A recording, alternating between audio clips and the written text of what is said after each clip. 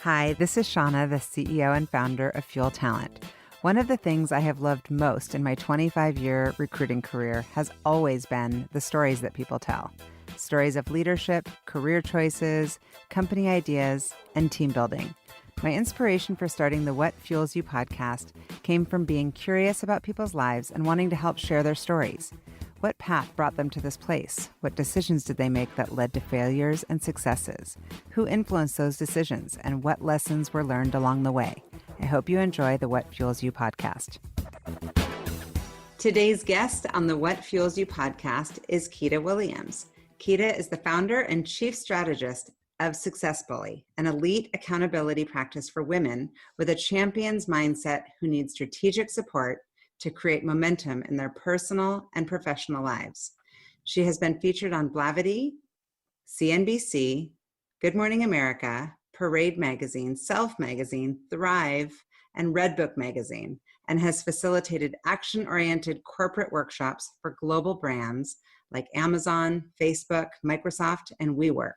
She also hosts a free 5 Days of Focus challenge to help demystify the success playbook for all go-getters. To learn more about how to work with Success Bully, visit successbully.com. Welcome, Keita. Thank you for having me, Shauna. It's so good to be here. It's so good to see you. So good to see you. I love these stickies in the background. Is that like legit something that you use, or is that just like for the Zoom? So it's my quote board. It's my quote board. So like these are soundproof panels. Okay, everyone, imagine. If on the podcast, you got to use your imagination. I have rolly carts with soundproof panels, but I have these little note cards that have their quotes. So it's something interesting that someone may have said to me, or it's something that I need to kind of focus on, or it's a takeaway from some training. So how often do you switch it up? I add to it. So like this is what I've been adding to, and there's a few other ones that I need to get off my cookies and post up there. Whenever I listen to podcasts and they talk about things they're saying visually, I'm so annoyed because I'm like, well, wait, I'm not there. But so that for the listeners, I'm looking at a basically a vision board of quotes behind Keita's head, which is really super cool. Good ones. Nice. Like there's been some magical moments, and I started sticking these up since the pandemic started, since I've been working from home exclusively. So just kind of like boom, and I could just turn and go. I like it. I'm gonna do the same. I don't have anywhere to put them, but I'll find the place. Yeah. Okay, so we're starting girly with rapid fire. Are you ready? Yes, I'm ready. Okay. All right. Drink extra coffee for this. I'm dying to know the answer to this because I feel like you're an everything person. But are you night or morning? I'm morning. I am morning. Like you are Energizer Bunny, but I've never been with you late at night. So I'm in bed 9:30, 10 o'clock. All right. Okay, so here's my second question, which is perfect. Yes. What's a favorite quote? A favorite quote. Oh, this one. Don't hoard your hope. Don't hoard your. Oh, I like that. Well, you're not hoarding your hope. You're sharing it. Yeah, you gotta share it. So you are sharing it. Don't hoard All right. your hope. If there was a movie written about your life, what would it be called? What would it be called? Oh my goodness. I think my it would be like a 3-part movie series. It would be like Lord of the Rings. Okay. But I always said that I was gonna write my memoirs were gonna be called Soul Food and Sauerkraut. Oh, soul. So those two, soul and then food and then sauerkraut? Yes. All right. Because I grew up in a biracial family. And so like I had this little German grandmother. My mom is half German. And so this little German grandmother who would cook us soul food some days of the week. And then we had like a crock and we made our own sauerkraut every summer. And so like it was just That's like this awesome. push-pull about identity, but also like because my mother is biracial, I look like I am a Black woman and not a multiracial woman. And so like when my grandmother would take us out, or especially growing up in Milwaukee, Wisconsin in the 80s, it just blew people's minds open that this tall, blue-eyed German woman would have these little brown kids with her. And so like I would love to tell that story. Yeah, that is a good story. Oh, well, we got to go there. We're going to get into that. I'd love to hear about your childhood. We would have been friends for sure and gotten into some trouble. Oh yeah, I was a little troublemaker. A little troublemaker. What's a habit that you are trying to create? Oh, I'm trying to create a habit around saying daily affirmations. So like I have some go-to things, but like doing it intentionally every morning, a systemized approach to it as opposed to just pop-ups. So that's the habit I'm trying to create right now. There are lots of apps for this. Have you found one? I'm using Manifest. I'll give you the exact name and for the show notes. Okay. But it actually is a habit tracker around your affirmations and visualization exercises. I love that. Okay. So given that you keep other people accountable, who keeps you accountable? Oh my goodness, that's a great question. So there's my mom who has just got a promotion to CMO. So she's Chief Mom Officer. Okay. And I read that you could call her Notorious MOM. Yes. I love that. So we call her the Notorious MOM because my mom is a spirited, spicy lady. And so like I recently gave her the promotion to Chief Mom Officer. But also, Mom Officer. You know, I have a team and like we have kind of an accountability thing there. And then I have my own coaches. So like there's my business coach and then there's my leadership coach. So like I try to keep an accountability bubble around me. That's great. We all need that. And that's why you're here, right? To talk about it. So I know you like to vacation. We've talked about our dream vacations. What is like kind of your dream vacation with friends, with like a girls trip? Oh, we did this for my 40th and I hope we can do it again in a bigger, sexier way. But one of my buddies and I went to Belize and we just went to one of the smaller islands and like literally it was like maybe us and 5 other people at the resort.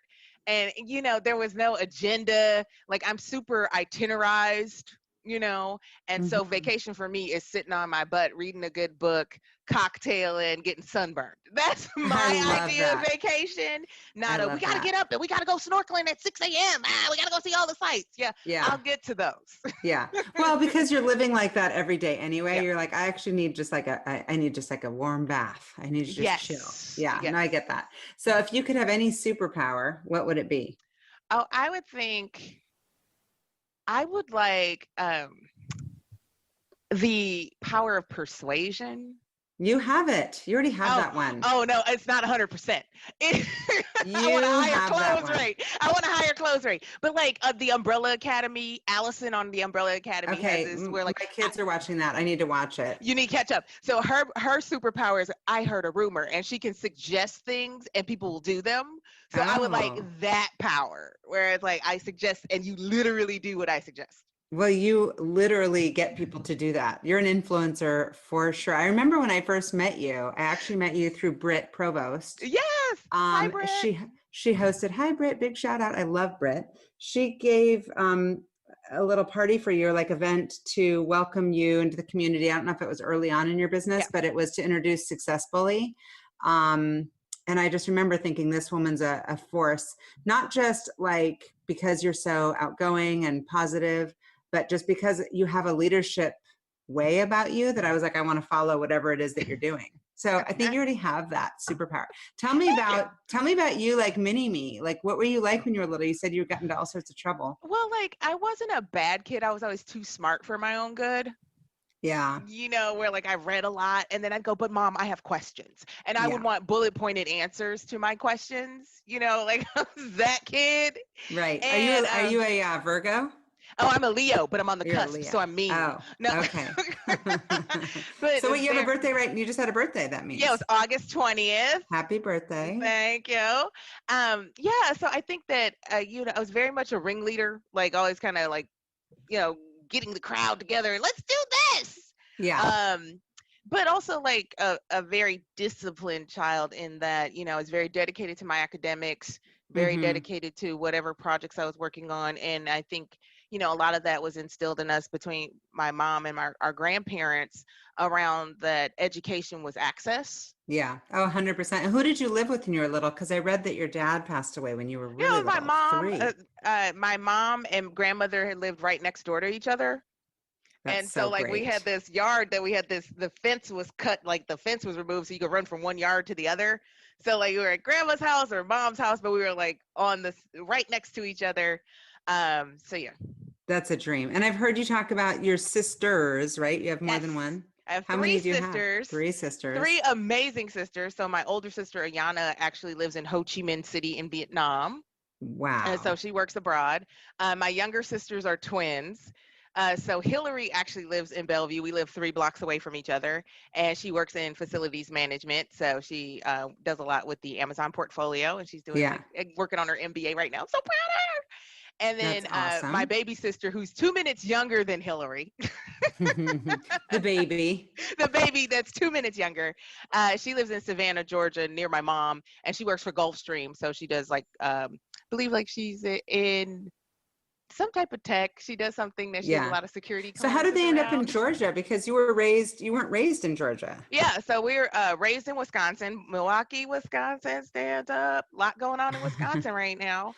Yes. My younger sister, Megan, is ex-military, and after she decided to retire from the military, she decided to stay in Savannah because she was stationed there multiple times, and she fell in love with it. And when my mom was getting ready to retire, no one was going back to Milwaukee. Yeah. Like that, we were spread out all over. We're done with Milwaukee. Yeah, I think I was living in New York at the time. So like we were all over. And so it made sense for my mom to retire in Savannah so she'd be closer to one of us. And my sister Megan is married with kids, and so she was less likely to like pick up and move at the drop of a hat. So that's why they ended up there. That makes sense. Yeah. So I also read that when you were little, you wanted to be like a talk show host, which you would be killer at. I think that there's still time. I actually wanted to do that. I wanted to do that also. We would just crush this. We'd just talk. I would get paid to have conversations with people. I know. It seemed, I feel like I already do get paid to have conversations with people as a recruiter. It's the best. Right. It really, you'd be killer at this job, right? And organize, and you'd remember the human beings, and it'd be good. So when you were little, you wanted to be a talk show host. And what were you kind of like, I always ask this, but I'm so curious, like what were you fueled by? What kind of inspired you when you were little? Well, I think when I was little, it was the idea of, kind of, you can change the world by sharing perspectives. Mm-hmm. And I think kind of growing up in this, really dynamic family, and going into spaces where, people would whisper when we walked in, that, there's so much to learn. There's so much to share, and that everyone has their perspective and they have their own backstory. I think that, one of I would say my natural talent is encouragement, but like another thing that I'm really proud of is my empathy. Like I think I can connect with people. Mm-hmm. And so my mom tells stories about even when I was little, that I would sit next to someone, like if we were going somewhere, like we were doing an adventure on the city bus, that I would sit next to someone and I could get their whole life story in that bus ride. Yeah.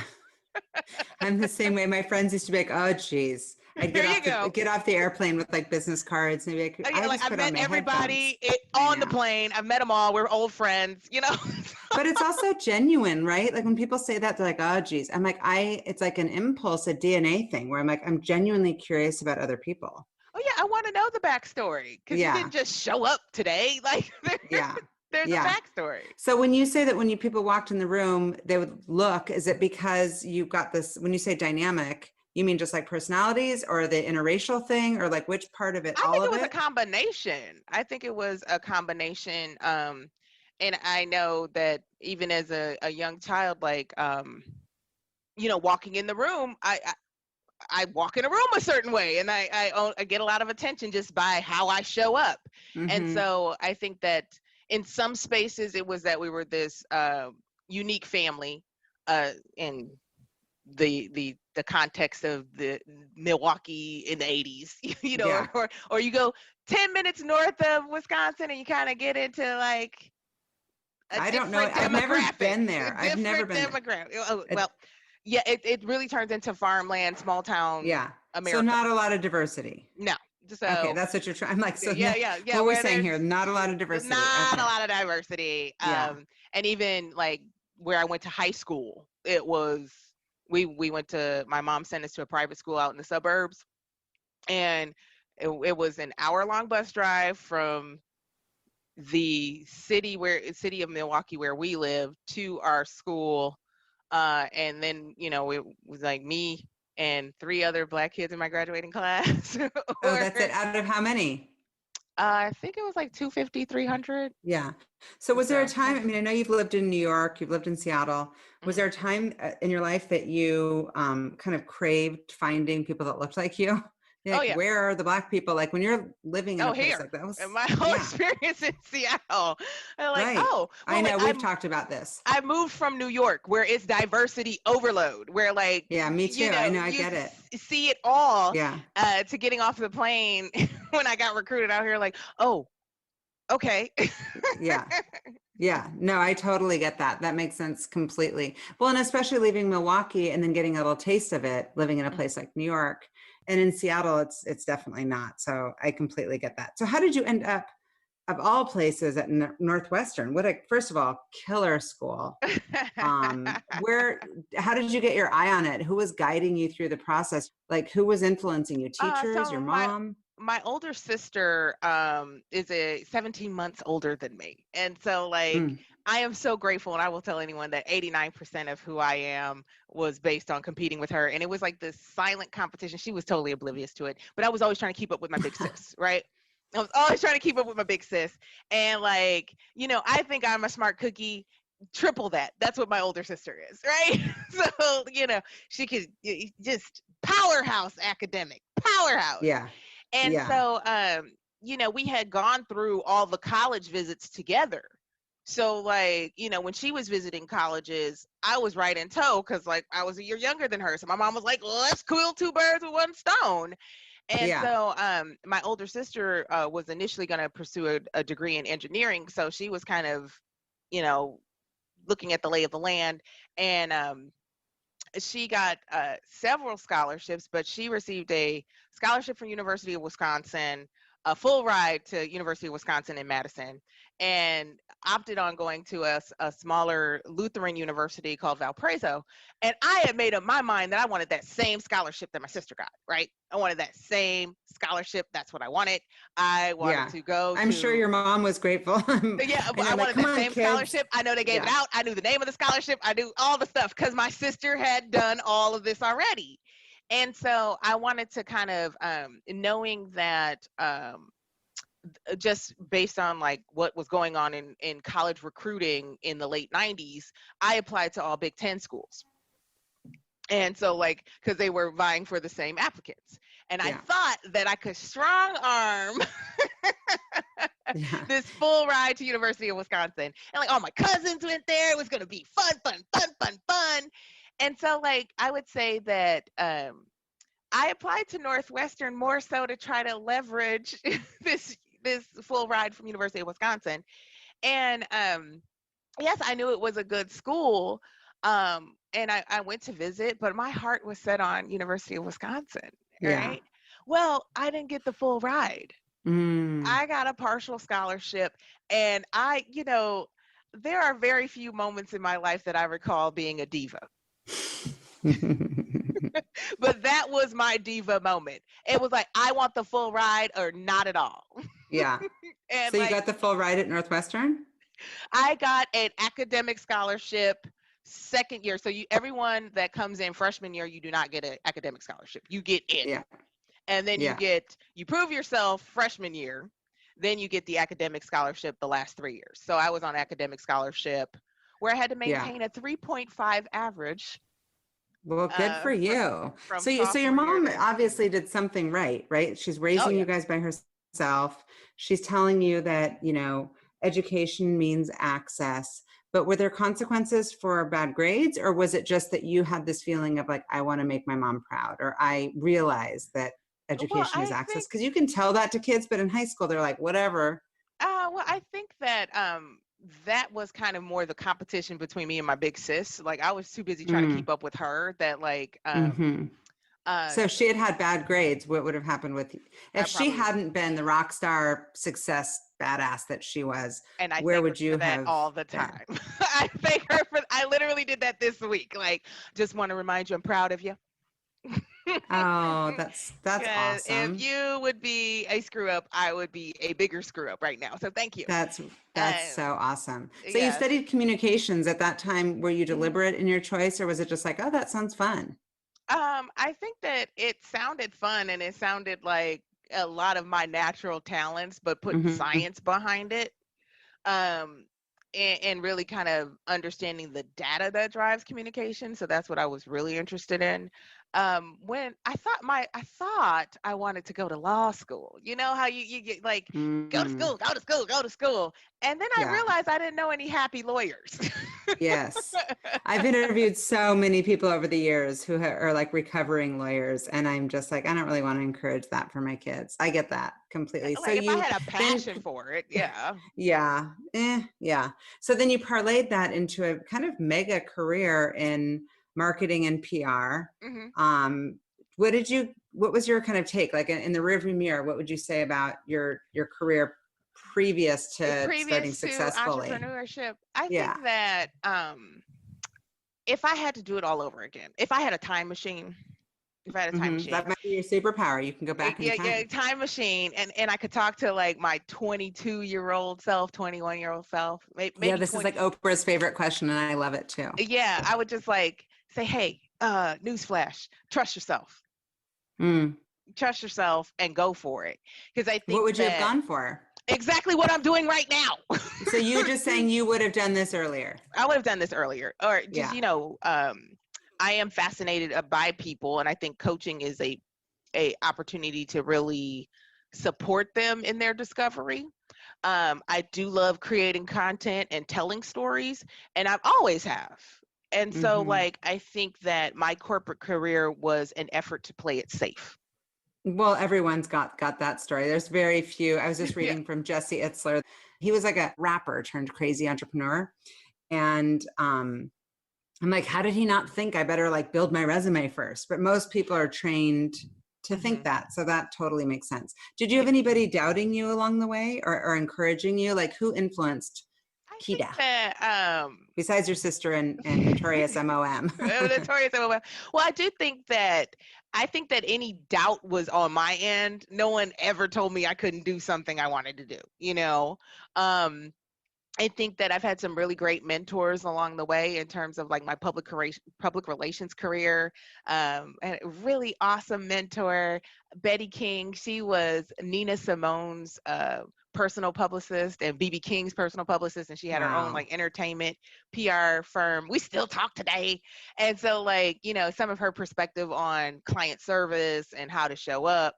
And then I had this really awesome boss who, like, we still chat, we still chat, um, who just trusted me, Mm, and the way that he coached me around writing and the creative side of like client service, where you're putting together these programs and all of these things that you want to deliver to them or that you want to convince them to spend more money with you. He really nurtured that curiosity, mm-hmm. and Yeah. always had amazing feedback, and just I always felt like I got something out of our one-on-ones versus just like, okay, what's bothering you today. it was, it was a There was really, some sort of yeah, so it's orientation around very it. Yeah. action oriented, and I feel like as I've grown my corporate career and I started managing other folks and stepping into leadership roles, I tried to emulate him. That Mm, like he managed like I was a whole person, and kind of took into account like he would do stuff like PR. You do a lot of schmoozing. You do a mm-hmm. lot of schmoozing, and and he would make sure that he would call ahead and try to prepay for things. So as junior staffers, we weren't covering stuff and then hoping to get reimbursed, and just like those little things, Those like little putting things where he was thinking and he had empathy, it he sounds had like. empathy. And Yeah, that's so I great. try to do the same thing when I was leading from a corporate space, but also, now that I'm like the boss, that I'm Yeah. making sure that I am being empathetic and understanding, like, hey, we all got stuff going on. How do I set these people up for success? Well, I like that that it's a man, first of all, Hmm. because we all need people advocating for us. I think this is obviously a real moment in history Hmm. in so Hmm. many ways. But on the woman thing, kind of women mentoring other women and advocating for other women, the conversation around men playing a role sometimes gets overlooked, and I think Right. that that's great that it's a man. So when you were working in this, it sounded like you saw kind of a need when you were talking to your friends and realizing that even though you're super driven and super goal oriented, that there were the same patterns of things slipping, and that when you were talking to your friends and your colleagues, that you were realizing that there was similar patterns that were showing up for other people. This is how I read it, that you created a vision board. And like, tell me about that whole beginning part of Success Bully. Like, yeah. Okay. So it begins with failure. Okay. It begins with failure, or what I would consider my biggest professional failure. So, I grew my PR career in New York, which is like, that's what you do. Yeah. That's where all the journalists are. Go big or go home. That's where it is. And I kind of hit that mid-30s where I was like, this is not sustainable, this New York lifestyle. Yeah, I got it. Yeah, it's time for something else. And got recruited out here, and really, came in like this New York hotshot. Like, you call me. I get it. Like, I'm good at what I do. You called me. And like fell flat on my face in the sense of like the role that I was recruited out for, there was nowhere to go. Like it was like, it was what it was. It was pretty, and the environment was not the most inclusive. So, and that's a whole other conversation. And so it was just like bad all around. Like, I had some great experiences and met some really awesome people that are still some of my closest friends in Seattle. But a year after moving out here, I was back in the job market and I didn't know anyone. And if you know what, not to be, and then you got the Seattle freeze. Yes, that's because the Seattle freeze is real. And when you think about, like, in New York, there's a PR agency every 3 blocks. Yes. Right. And I remember being laid off because my agency lost the Sony account. And before I got out the doors, I had another job. Right. Oh, wow. Another job. Well, like, I'm specialized in tech. So like I was always a hot commodity. And then to kind of be in this space where it was interview after interview, and it was getting really frustrating. So it was one of those years. And like one of my close friends had one of those years too. And like I looked at my vision board and none of the stuff had gotten done. It had gone backwards. And then I was in this space of trying to figure myself out. Like, do I go back to New York? I've only been here a year. I didn't really give it a shot. Like, all of these questions swirling around. And actually sat down with one of my friends, like, we're not going to cry about this anymore. We're not going to cry about this. We did a goal setting exercise, like, okay, what are we getting done? Let's be clear. Let's break that down. And I started putting stuff in my calendar to remind her, and that, like, okay, we can't talk about our love lives. We can't talk about whatever else is going on, all the shenanigans. I only want to hear about what you're doing towards your goals. And then it started expanding to a couple other people in my circle where I'm like, hey, you want in on this? Yeah. I was just doing it for fun, and it was keeping me motivated as well. Of course. And in January 2017, I was at the first F-bomb breakfast. So I am the first F-bomb baby. My business was conceived and incubated in the construct of F-bomb. Yeah. I was at this. I love Megan. I've been a speaker at that event. That's a great event. But such a nurturing community, especially when you're getting started, because when you're starting out, there's so many questions. You just have all these doubts also, and everybody has imposter syndrome. Women have it times 1,000. So they're like, is this legit, and am I qualified? Right. And like what you did, there's guardrails in corporate. Yeah. There's guardrails, right? Whereas in your own space, it's free range. And so you have to create your own guardrails and your own success metrics and your own things. And then you have a lot of people telling you what you should do. Right? So I was at this breakfast, and this is all kind of going on in the backdrop that I'm helping my friends and helping myself. And we had to introduce ourselves. And the questions that Megan posed to the group. Now, I had snuck into this meeting. I wasn't even invited. A friend of a friend invited me. I wasn't a business owner. I was just reckless. Like, I'm meeting some people this morning. Good girl. One of my favorite quotes, and it's a friend of mine that says it all the time, but it's like 80% of life is showing up. You just show up to the thing. And I showed up, and I had on leather leggings at 7:00 in the morning. And so the question was, who are you? What do you do? Bitch or brag? And what are your goals for 2017? And I literally freak out Because like, do I tell this room full of lovely people, of really awesome, friendly women, that I don't know if I have a job? Like, I had interviewed, I got an offer, the start date had gotten, pushed back, and I'm still trying to figure things out. Like, everything is topsy-turvy. And in that moment, I was like, might as well be transparent. So just told everything. What'd you say exactly? And we're like, well, my name's background Keita is, Williams. Hi, my name is Keita. I'm not exactly sure what I said, to be honest, but where I landed the plane was like, hey, I'm doing this thing for my friends. Like, I'm fixing this. I got it under control. I'm doing this with some friends. We're breaking stuff down. We got it. So I'm like a success bully. Let me know if you want me to kick your butt too. And that's where I landed the plane. Did you just said the word success bully? It just came out of your mouth. Good. I love this. I did not ever know this part of the story. This is awesome. I said it as a joke, right? And so after breakfast, 5 or 6 women walked up to me like, hey, that's a really good idea. You should do something with it. And I'm like, I say funny stuff all the time. That doesn't mean it's a business. You're like, did you know? You're like, news alert. I'm funny. Like, I'm witty. I'm witty. Okay. So then nervous. Yes. Okay. So tell me everything. So then what? Did any of them say, hey, sign me up? Oh my goodness. So what happened, what got me into motion was, there were 2 moments. So Kelly Biliama, I can never say her last name right, so sorry, Kelly, was at the first F-bomb. She had her phone in hand and she was scrolling. She walks over to me and says, I collect URLs for fun. Successbully.com is available.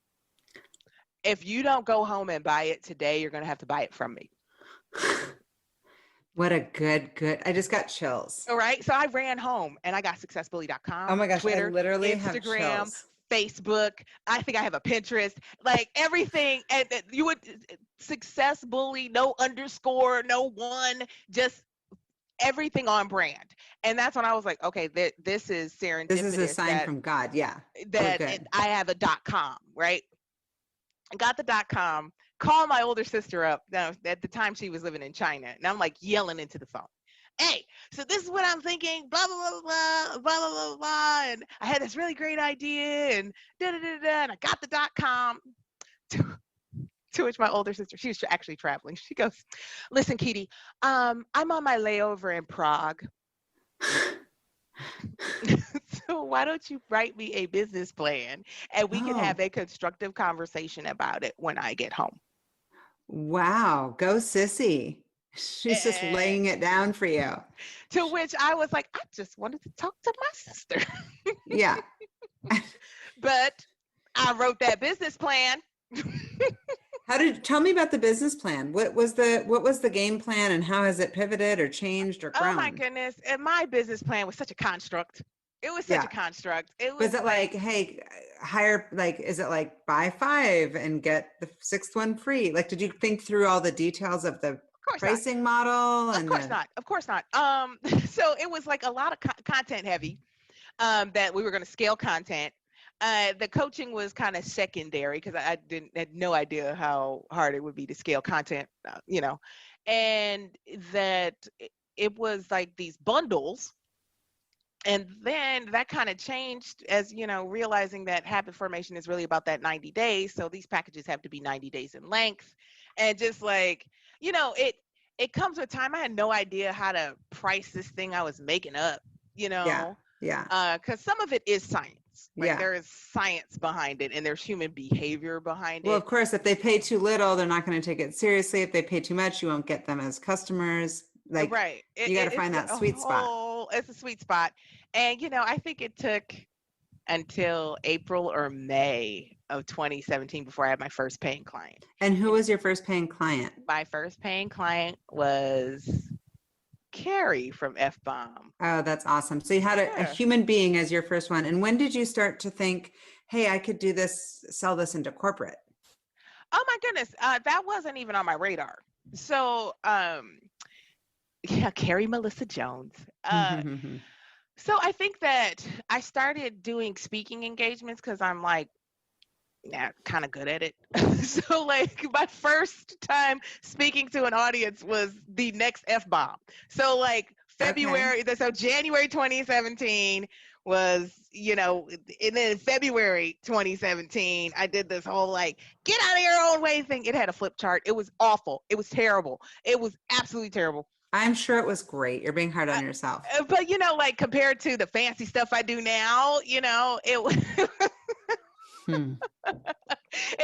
it's that truly there was it imperfect action trumps perfect inaction every time. Yes.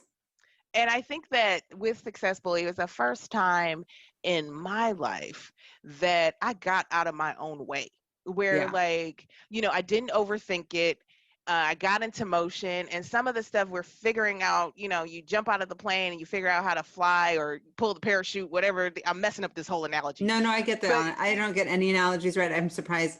Like, this is better than I've ever done with analogies. I'm like, something about the ducks on the table. And the ducks in a row. No, none of that. And so like, yeah, I think, after I had done a couple of these workshops, then it was, hey, can you come? Someone saw me do it. And they're like, can you come and do that at work? At my job? And I was like, yeah, sure. Yeah. And so like goal setting and accountability, that is our sweet spot. And there's no better place that shows up than in performance reviews. Absolutely. So what went from being these goal setting exercises, now we have a whole product suite that we market to corporate around prepping for performance reviews. We're rolling out, we call it the feedback clinic. So how to give and receive constructive feedback. And then we're also doing programming around that mid-year review. So it's not quite your review, but it's that check-in. How do you set up for that? And so like what it's evolved to, it wasn't, I said yes. Yeah. I put my arms around it and said yes, and I showed up.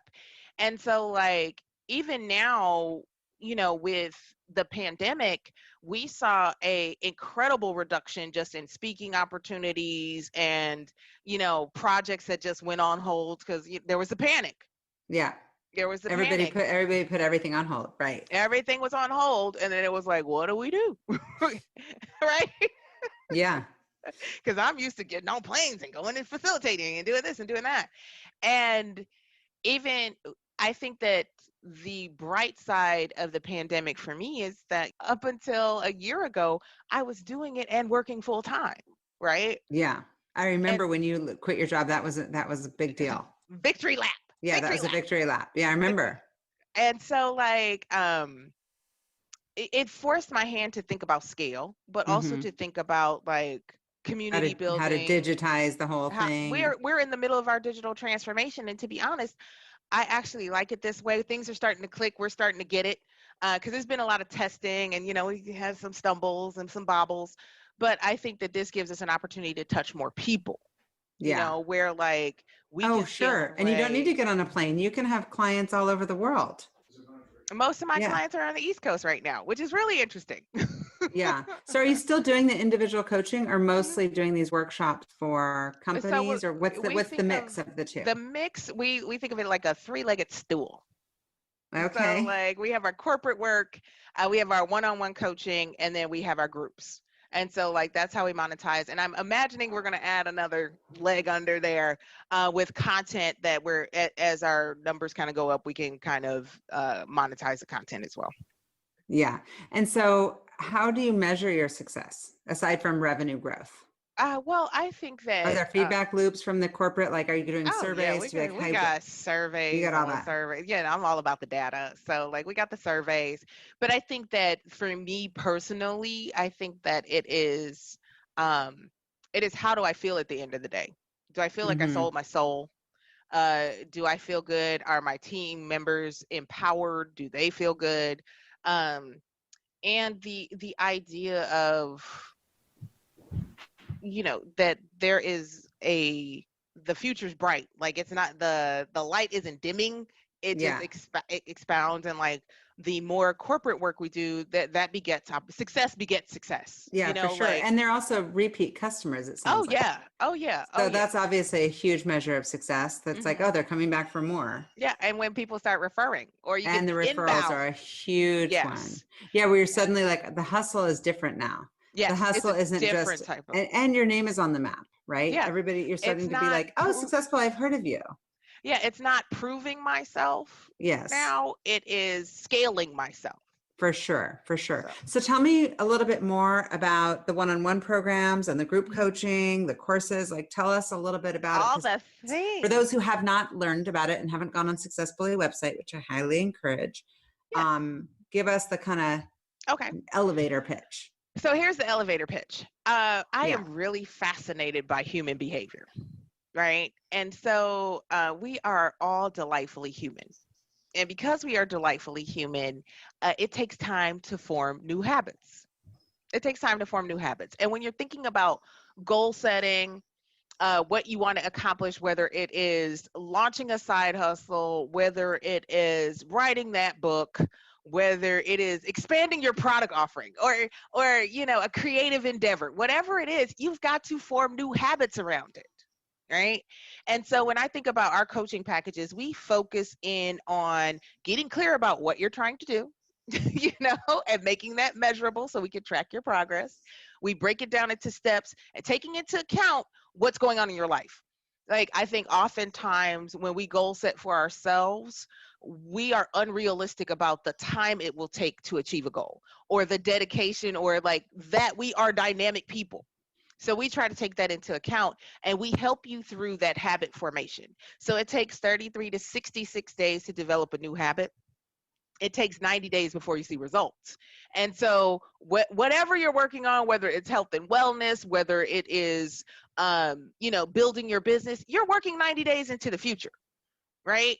And so we want to help you usher through that. And so the programming that we've rolled out with our one-on-one clients, you work with me for 90 days and then we have an up level. You can decide to like supercharge and stay on. And we have tiers that you kind of usher. So we get you started. And if you want to supercharge, we do another 90 days. For our groups are 6-month commitments. And so we work you through that first 90 days to get you started. Then we make sure that you can keep the habits. We can turn the dial so that you can accelerate, or, you know, if there are pivots that you need to make, we're helping you in real time. So we combine the clear pathway with the accountability and the tracking, which is what most people don't want to do. So we have weekly check-ins. We have a tracking system where we can show you your results. We know from the data that if you fall below 75% completion on your weekly action plans for 3 consecutive weeks, you're not going to hit your goal. Interesting. Right. So do people come to you with their own personal things for the one-on-one program and then you customize something to them to coach them? Or are you like, hey, these are the subjects that I coach on for one-on-one? Well, the one thing that we stay away from is health and wellness because we don't have the training for that. Like, we don't have the certification, but we've helped clients. And through the pandemic, think of how many are hitting you up on Instagram. I'm like, oh my gosh. And then I'm like, squirrel. I think I'll do, you know, this new, whatever, like, intermittent fasting. Yeah, I'm going to try that. Keto. I'm a keto and intermittent fast at the same time. Yeah. And then I'm going to hope that I can never eat a carb again. Right. Anyway, yeah. I'm going to eat gummy bears. I love gummy bears. So it's telling me about a gummy bear diet. So I love gummy bear. I would totally go on that diet. Gummy bear diet. Go on. Anyway. But if you put a gummy bear in water and you watch it expand, you got to imagine that's what's happening inside. Oh. So now gummy bears are ruined. Yeah. I love gummy bears. I'll drink Diet Coke and gummy bears all day long. I don't really care. Okay, go on. Personal favorite. Yeah. Personal favorite. I'm glad that we're connected on that one. Oh, yeah. But in terms of like our one-on-ones are custom. So we can design that based on the desired outcome. So we've had clients that you want to expand their footprint as a salesperson, or we've had clients that are writing their first book or pivoting a business. So like the one-on-ones are way more customized. When it comes to our groups, we try to group people by liked goals. So if we group entrepreneurs together, because that's going to be all about the revenue and focusing in on, are you targeting the right audience? What's your marketing look like? Whereas if they're personal goals, where it's like, you know, I want to, I don't even know what's a personal goal at this point. Well, no, a personal goal could be around productivity with your workflow. Oh, yeah. Like for me, I've told you this a million times. Like every time I talk to him, like, I need help with this, which is another subject. But yeah, but that's the thing. Like you can be a successful CEO and also be like, these are huge flaws for me that I need to work on. Mm-hmm. Well, like we all have our blind spots, and I think that is when coaching is invaluable for those blind spots, right? And so there's a coach for whatever the blind spot, right? And I have multiple coaches, right? Like I like to say I'm overcoached, but understanding, I think that as a coach, there is something to be said about when you invest in coaching, it is almost like karma, that you are signaling to the world that you are also open for business, that if you invest in yourself, others will invest. I totally get that. I completely believe in that. So tell me about this newest challenge, 5 days of focus. Okay, so the 5 days of focus is thank you for getting us back on track, because I was going to talk about gummy bears some more. I'm like, I'll be your accountability coach. Listen, woman, we're not here to talk about gummy bears. We could talk about Swedish fish. I love Swedish fish. That's a good one. Malt balls. I like candy, clearly. I can talk about candy all day. Okay, so we're going to go to Lolly and Pop the next time you're in Bellevue. Done and done. I'll come visit you. Done. We'll have a Lolly and Pop date. I'm in. So the 5 days of focus. 5 days of focus. This is part of our digital transformation. So understanding that when we looked at our data, previous to the pandemic, most of our clients came through a speaking engagement. So whether it was I did a workshop at their job, or I did a workshop in partnership with a women's group, or wherever, that was the highest conversion for us. And understanding that we cannot create that same environment, that yes, we're doing webinars, but I think that people are over webinared right now. We were looking for a way to provide an experience where you can essentially get a little bit of transformation and some spot coaching from me in a way that would drive an outcome for you, so that you could get an experience with us, with the Success Bully team, and then you decide if you want to work with us, right? So it's like a little snack. It's like a little snack. It's a little appetizer. A little aperitif. It's a little aperitif. It's the champagne that you pour like this, just a cheers, just a little toast. If you want a cocktail. Right. See if you want the whole bottle, So, because I sell the whole bottle, right? So, so we've built this whole community around it. And so we have the 5 days of focus. It lives on Facebook right now. It's ongoing content just around productivity, goal setting, accountability. We have a weekly show on Mondays that Shauna will be making a special guest appearance on. So stay tuned for that.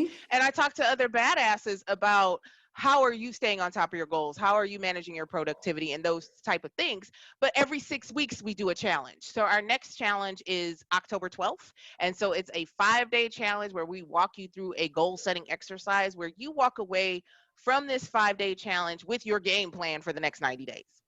Oh, I can't wait. And so on October 12th, when you say it starts October 12th, what exactly does that mean? What does somebody do if they're listening and they're like, okay, October 12th, I'll put it on my calendar. What do they put? Put it on your calendar, but you can go to successbully.com/challenge and sign up for the challenge, register for the challenge, and you'll get all your information.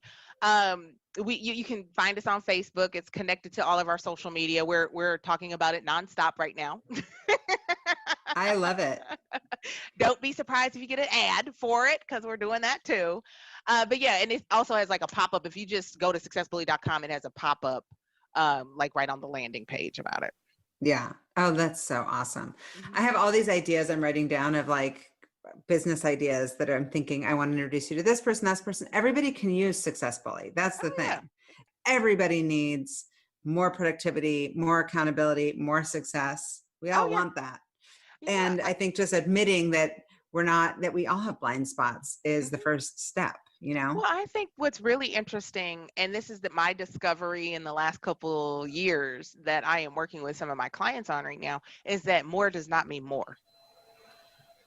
Tell me what that means. So like the hustle and grind mystique that you have to work 1,000 hours and burn yourself out to build something, that's not necessary. No.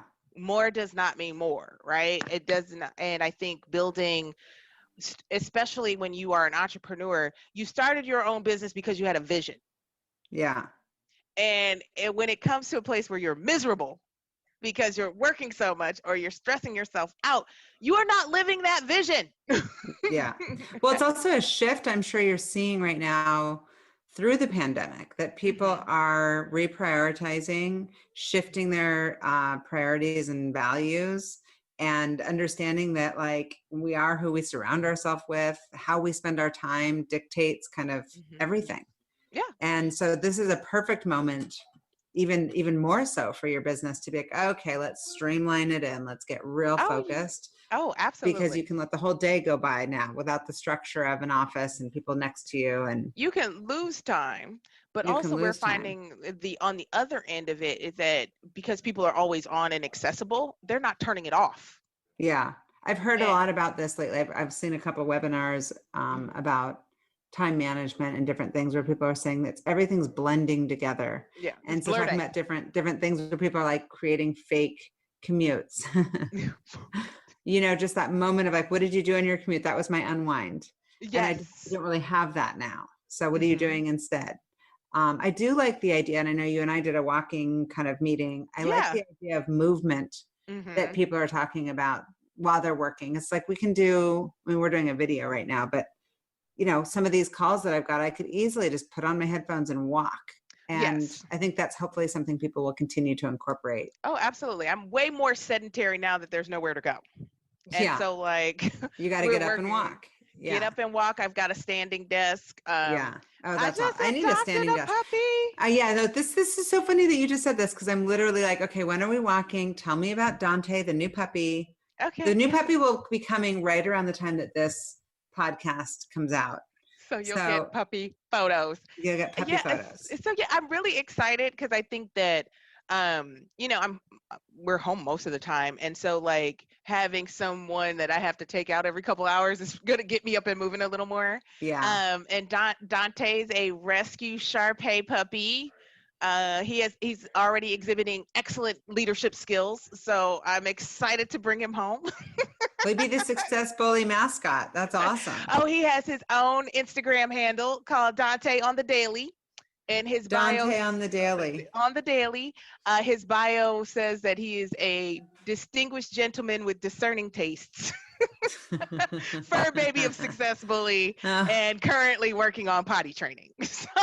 That's hilarious. I can't wait to meet Dante. Tell me real quick before I let you get off the phone, because I'm sure you've got it, knowing you've got it on the hour. You're like, girl, I got another meeting right now. You're very organized like that.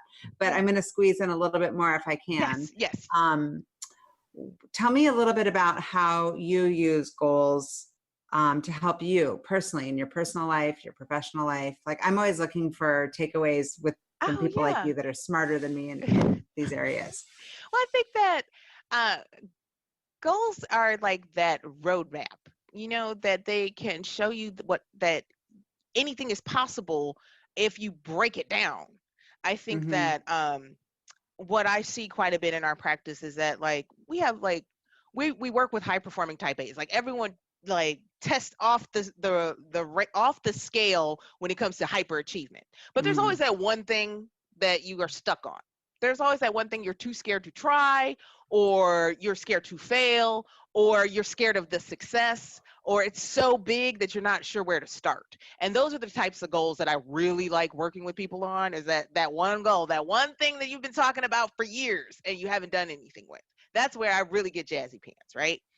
And so I think that new business called jazzypants.com. Jazzy Pants, next spinoffs, Jazzy Pants. But like, I heard that one. I'm going to check to see if it's available. Check jazzypants.com, it's available.